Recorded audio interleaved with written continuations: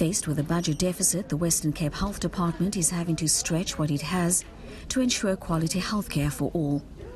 It's been forced to extend its cost-saving interventions and focus more closely on service prioritization and redesign. The province's Health and Wellness MEC, Nomafrench Mbombo, says the department will be expanding its newly implemented transitional care policy over the next 3 years to help reduce pressure on acute hospital services. It's about the patients who would have been on beds at the hospitals, but they are not ready to be discharged going back home. There's still some care, but they don't need to be in the acute hospital setting.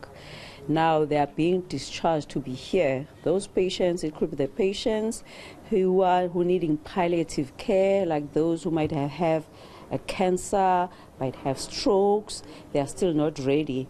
There are also patients who have got serious wounds. This will ensure more beds are made available for patients requiring acute medical care and interventions.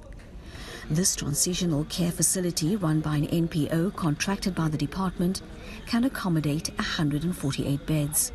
Patients can stay here for up to 12 weeks. People might be found in homes and found to be deteriorating, and then they can be referred up to the NPO outsourced service. So it's important to just make that distinction, why we have an NPO outsourced for basic and intermediate, and the advanced is and the specialist services are managed by the Department of Health. Mbombo stresses they are doing all they can to ensure healthcare isn't compromised for anybody, but says there may be delays. I mean, every section has been affected. So you might get a situation in one particular rural hospital where we're supposed to have 30 beds. We could be able only to manage to have now remain to 25 beds, or because we are unable to get more staff. But you also get in a situation where in the tertiary, where we say that instead of having 3 days of surgeries, we could only have probably 2 days.